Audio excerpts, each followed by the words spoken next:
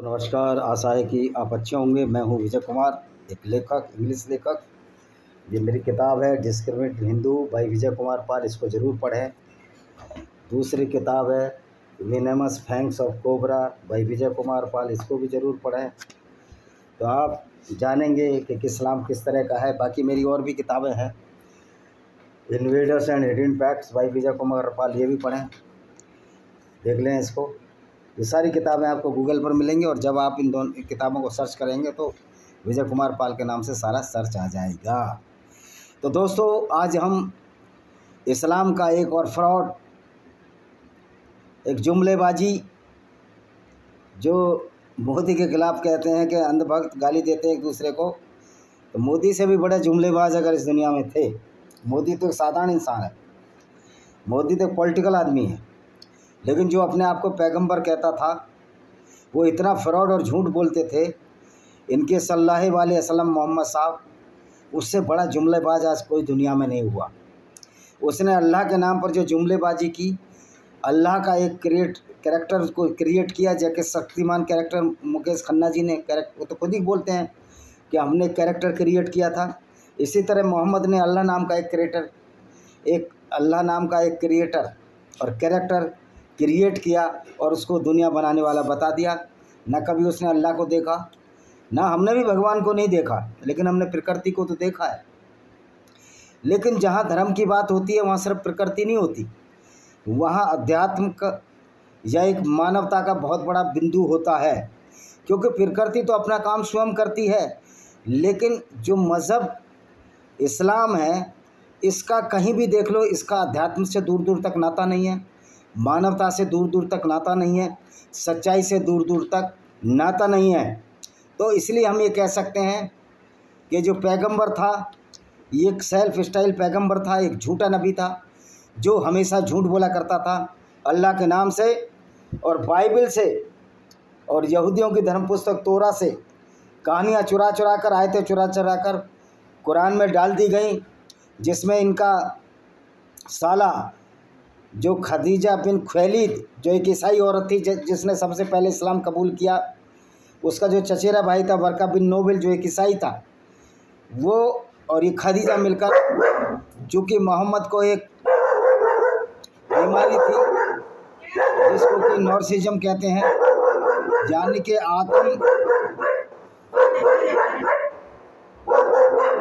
आत्म संयम, झूठ बोलना ये एक बीमारी थी। और इसको कहते हैं नॉर्सिज्म, जो आज बहुत सारे नेताओं को हो गया है।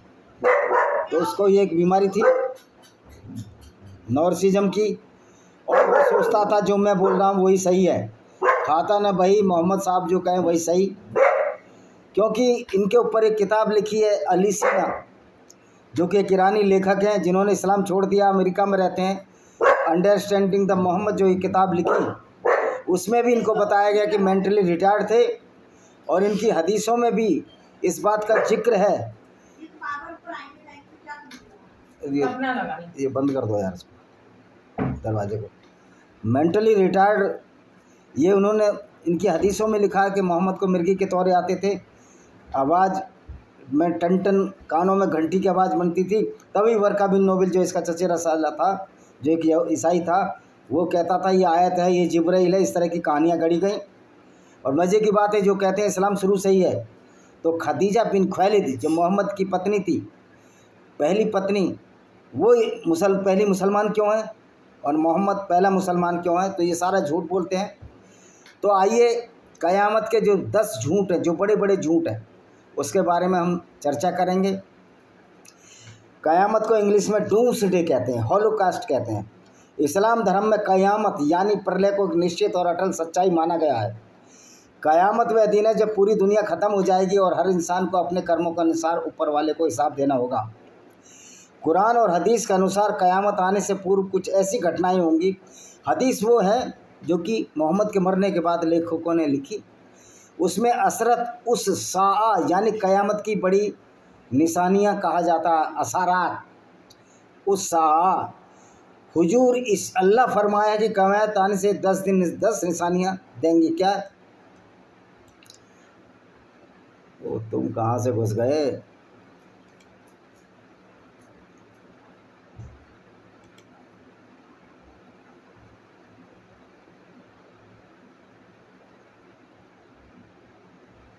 रुको अभी बताते हैं हम क़यामत की निशानियाँ। इधर से जाएगा। दज्जाल का प्रकट होना। इस्लाम में एक ऐसी धारणा है कि एक दज्जाल प्रकट होगा जो क़यामत से पहले लोगों को गुमराह करने वाला एक झूठा मसीहा प्रकट होगा। तो मुसलमान भाइयों, आपको बुरी तो लग जाएगी। ये मोहम्मदी वो दज्जाल है जो एक झूठा मसीहा है, जो अपने को पैगम्बर घोषित करके और झूठ झूठ बोलता रहा। पैगम्बर को, इनके पैगम्बर को मरे 14 साल हो गए, फिर भी क़यामत नहीं आई, क्योंकि मोहम्मद का फ्रॉड था। और मोहम्मद से बड़ा, दज्जाल से बड़ा दज्जाल मोहम्मद खुद है, क्योंकि मोहम्मद ने हमेशा झूठ बोला।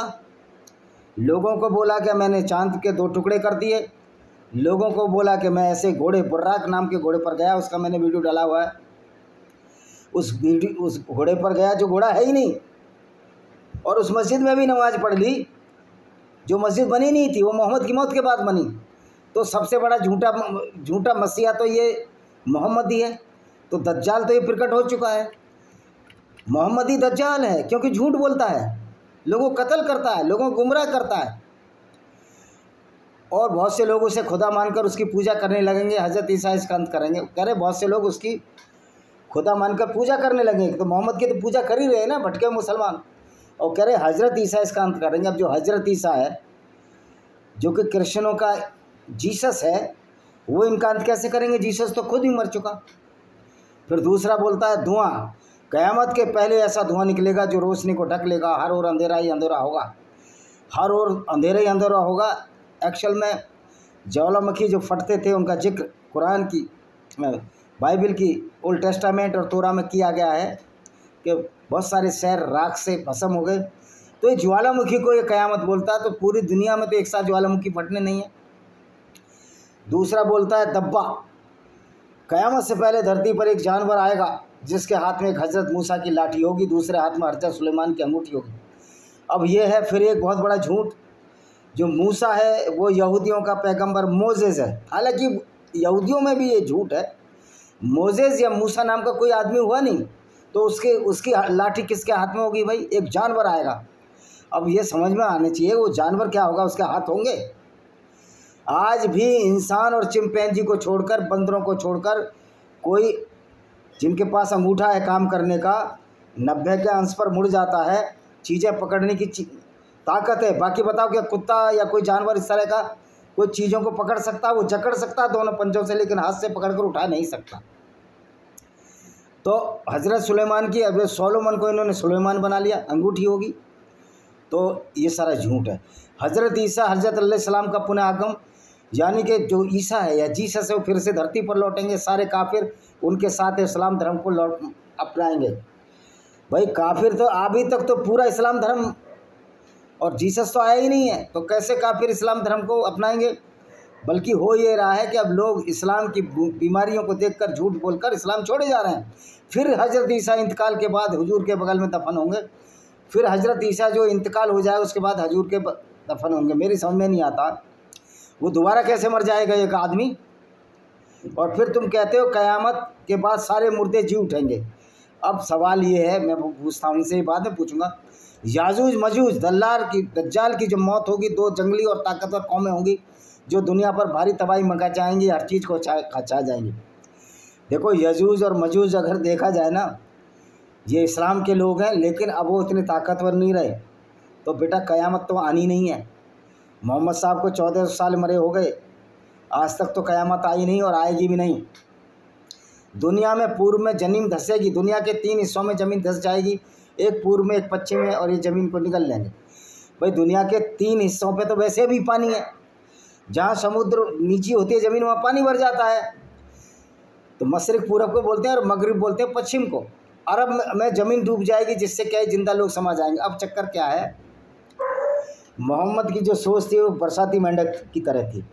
वो सिर्फ अरब में पैदा हुआ तो अरब के बारे में सोचा, और ये अल्लाह भी अरबी है, ये अरबी के सिवा अल्लाह कुछ जानता नहीं, इसलिए किताब भी अरबी में। तो ये तो जो अल्लाह है ये अरबियों का अल्लाह है। तो पूरे दुनिया में क़यामत कैसे आ जाएगी? यानी इस झूठ को फैलाते रहोगे आप। एक आग का निकलना जो लोगों को इकट्ठा करेगी, ये आग यमन और अदन से निकलेगी, फिर वो यमन और अदन, क्योंकि वहीं मोहम्मद पैदा हुए थे, और लोगों को मसर तक ले जाएगी। मसर पता नहीं कौन सी जगह है। क़यामत की 10वीं निशानी एक खुशबूदार हवा चलेगी, एक बड़ी खुशबूदार हवा चलेगी। ये हवा मोमिनों की आत्मा को शांति और प्यार ले जाएंगी। इस हवा के बाद केवल बुरे लोगों की आत्मा रह जाएगी। सिर्फ मोमिनों को ही हवा लगेगी, बाकी किसी को हवा नहीं लगेगी।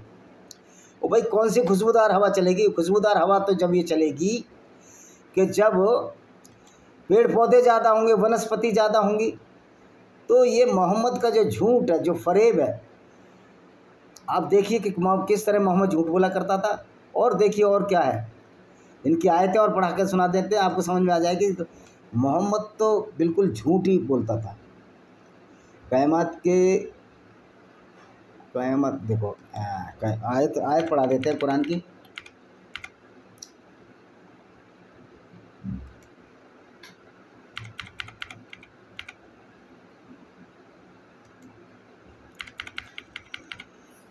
ये मोहम्मद साहब झूठ बोलने में बड़े माहिर थे। दज्जाल यही थे, क्योंकि इन्होंने दुनिया में पूरी में फितना फैलाया, लोगों को कत्ल कराया। तो मोहम्मद से बड़ा दज्जाल कौन है? अब ये कुरान में क्या क्या लिखा हुआ बता देते हैं आपको। अब सवाल तो ये भी उठेगा ना कि क़यामत को देखेगा कौन, कि तो सारे तो मर ही जाएंगे। तो ये देखेगा कौन उस क़यामत को? क्योंकि अल्लाह तो मोहम्मद ने एक नकली अल्लाह बनाया है। तो ये जो कुरान में पुनरुत्थान इब्राहिम अबीमी ने किया है, ये एक मौलाना है, और मौलाना जानते हैं उनको कुछ अकल वकल तो होती नहीं। ये देखिए, ये क्या है?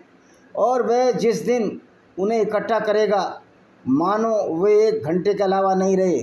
10 चैप्टर 10 की आयत नंबर 45 ये कहती है। और वह घड़ी आएगी, अपराधी कसमें खाएंगे कि उन्होंने 1 घंटा से अधिक देर नहीं की।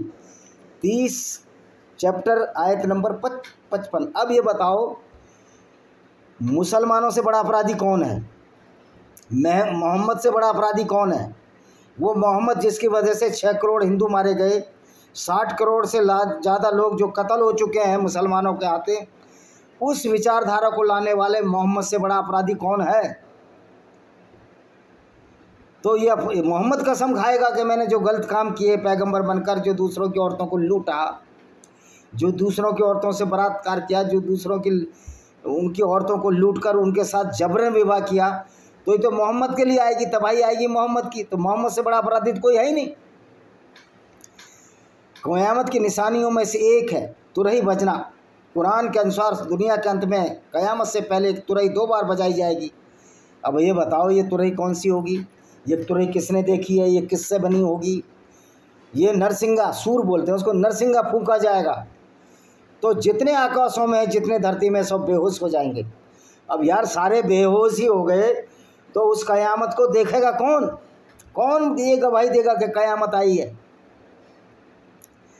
और सिवाय उन लोगों के जिन्हें अल्लाह चाहे, फिर वे नरसिंगा दोबारा फूंका जाएगा, फिर वो खड़े हो जाएंगे। चैप्टर 39 की 68वीं आयत कह रहा फिर दोबारा नरसिंगा फूंका जाएगा, सुरा फूंका जाएगा, फिर दोबारा खड़े हो जाएंगे।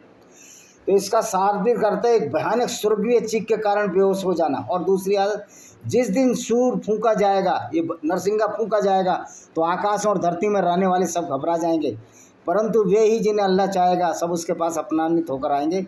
चैप्टर 27 का 87। अब ये बताओ, आकाश तो स्पेस है, वहाँ तो कोई रहता ही नहीं है, तो फिर आकाश में कौन रहता है? पक्षी भी उड़कर नीचे आ जाते हैं। तो आकाश में तो वायुमंडल है, बेजान चीज़ें हैं, पत्थर हैं, धूल है, वो कैसे घबरा जाएंगे? उनमें तो दिमाग ही नहीं है। इसलिए हम कहते हैं कि ये मोहम्मद बहुत बड़ा झूठा नबी था, इसलिए सब इसको झूठा कहते हैं। अगली आयत पढ़ लेते हैं। क्या? जिस दिन वे निकलेंगे अल्लाह से उनकी कोई बात छिपी नहीं रहेगी। आज राज्य किसका है? अल्लाह का, जो अकेला सबको बस में करने वाला है।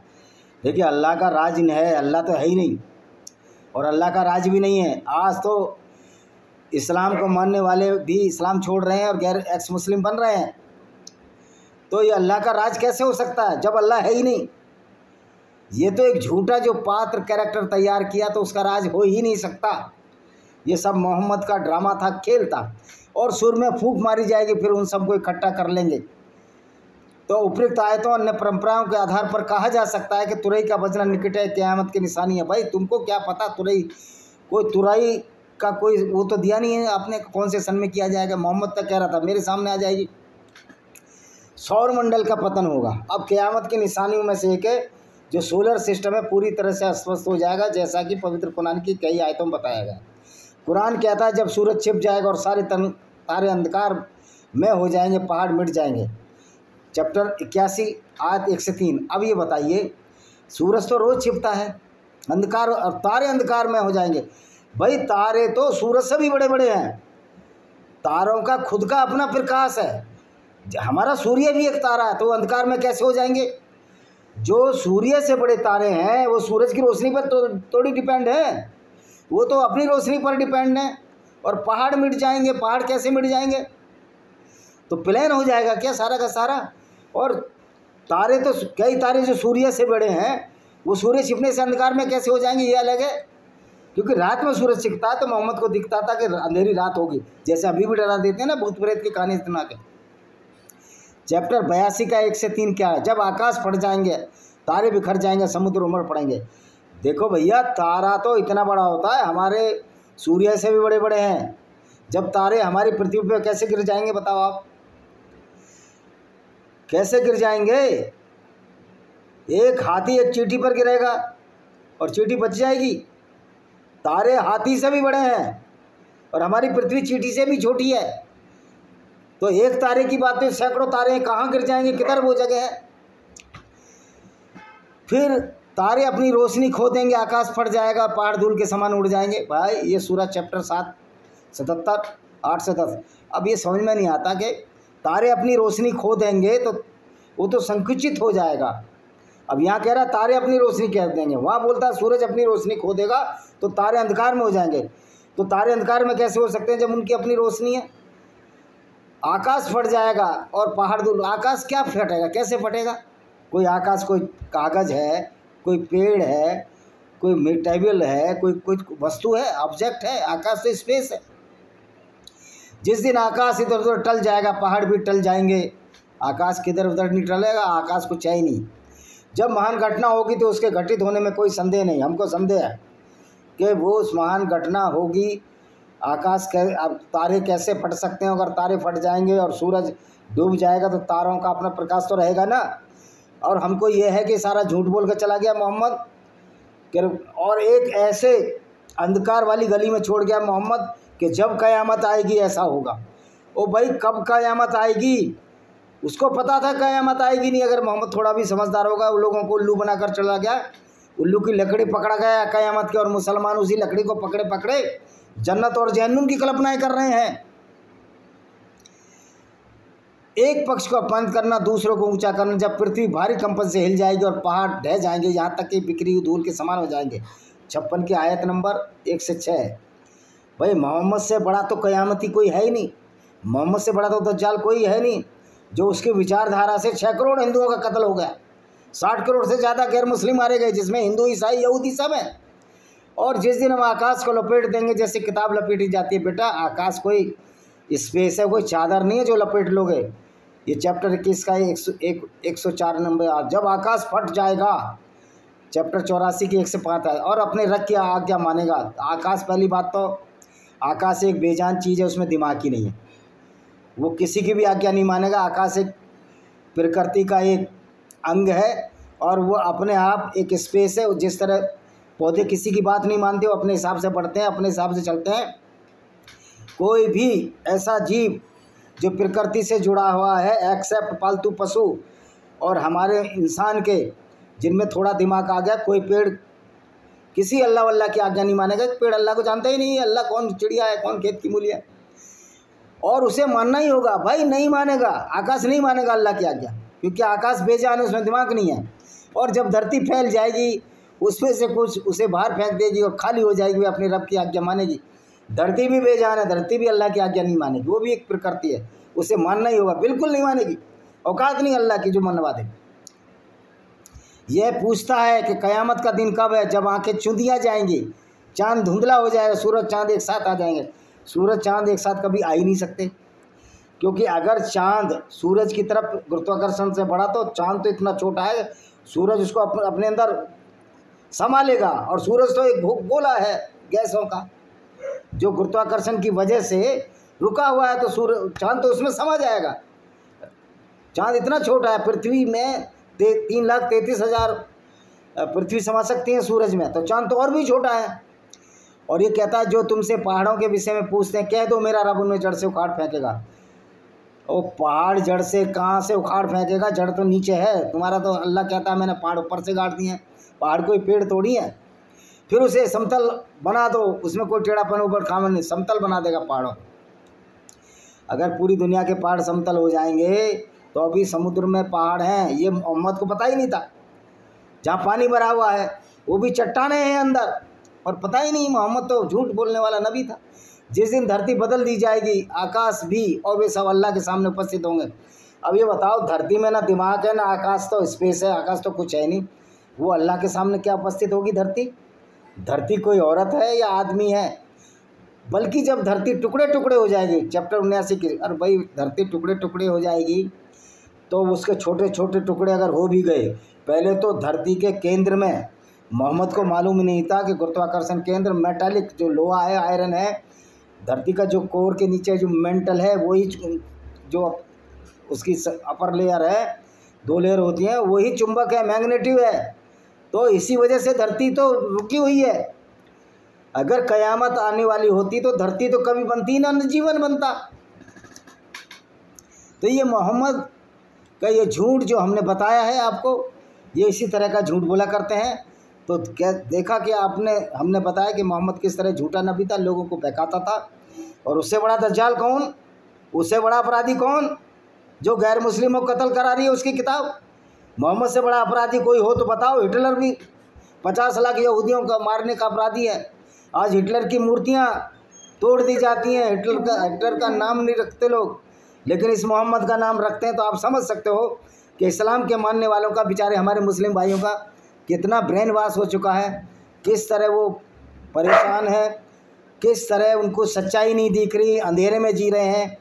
तो आप समझ सकते हो कि हमें तो मुसलमानों पर दया आती है कि एक झूठे अल्लाह का जो तसव्वुर, जो उसने उसकी कल्पना की मोहम्मद ने, उसके आधार पर क़यामत तक का लोगों को डराने का काम था ये मोहम्मद का। ये सीधे साधे अरबियों को डराता था कि मेरी बात मानो नहीं तो क़यामत आ जाएगी अगर पैगंबर के खिलाफ जाओगे। और बेचारे सीधे साधे अरबी डर जाते थे। तो आप समझ सकते हो कि किस तरह झूठ पर झूठ बोला गया है इस कुरान में। और कुरान में झूठ किस लिए बोला गया है कि कुरान में एक झूठे अल्लाह की परिकल्पना की मोहम्मद ने, और अपने फ़ायदे के लिए अपने चचेरे साले और अपनी खदीजा के द्वारा नई नई आयतें मंगवाता रहा। और जिब्रील फरिश्ता उसने उठाया, यहूदियों के फरिश्ते को, गैब्रियल को जिब्रील बना दिया। तो ये मोहम्मद का कैरेक्टर है। जिस तरह से क़यामत के नाम पर लोगों को झूठ बोला गया, आज मुसलमान उसी क़यामत में के डर से जिए चले जा रहे हैं। अरे मूर्खों, अच्छे काम करो, अगर क़यामत आएगी। तुम गैर मुस्लिमों को, काफिरों को नीच, गंदा और पोटी जितना कहने वाले मूर्खों, तुमको क्या समझता, तुमको अगर कोई सुरग है वो सुरग मिलेगा? तुम्हारा अल्लाह ये नकली अल्लाह है। क्यों? अगर असली अल्लाह होता तो काफिरों को कत्ल करने वालों को, काफिर की औरतों को लूटकर बाजार में बेचने वाले को पैगंबर न बनाता। ये छोटी बात आपकी समझ में नहीं आती, ये इंसानियत की बात समझ में नहीं आती। बस आपने बोल दिया कि मौलाना बोल रहा है कि बड़ा रहमत वाला अल्लाह, बड़ा मोहम्मद रहमत वाला है, दूसरों की औरतों को लूटकर उनको बाज़ारों में बेचना ये दया का काम है। आप समझदार हो, खुद समझें और खुद सोचें। मेरा जो संदेश है उन मुस्लिमों के लिए है जो इससे गंदगी से बाहर आना चाहते हैं, और उन गैर मुस्लिमों के लिए है जो इस्लाम की भयावहता को समझें, इसकी खतरनाक आइडियोलॉजी को समझें, और अपने आप को सेफ करने के लिए, सुरक्षित करने के लिए सारे उपाय ढूंढें। वरना सारे ईमान वालों का ईमान अगर सिरे परवान चढ़ गया तो ये कत्लो गारत मचाना शुरू कर देंगे, जैसे कि मोहम्मद मचाता था। उसके बाद भारत का तो इतिहास बड़ा बड़ा है कि इस्लाम की गुंडागर्दी के सामने हमारे कितने लोगों का कत्ल हुआ, कितनी औरतों की बेइज्जती हुई। यहूदियों का भी इतिहास बड़ा पड़ा है, ईसाइयों का भी इतिहास बड़ा पड़ा है। हाल में यजीदी औरतें जो कि मोर को अपना भगवान मानती है, मल्क, और जो मलक ताउस है जो मोर का, उसको भी अबू बकर रज़ियल्लाहु अन्हु ने कुरान की आयतें पढ़ कर कत्ल किया और उनके साथ बलात्कार किया, उनको बेचा गया। क्योंकि इस्लाम का स्वरूप है, इस्लाम इस बात की इजाज़त देता है। वंदे मातरम, जय हिंद, आपका दिन शुभ हो। हाँ बे नन्नू, क्या है?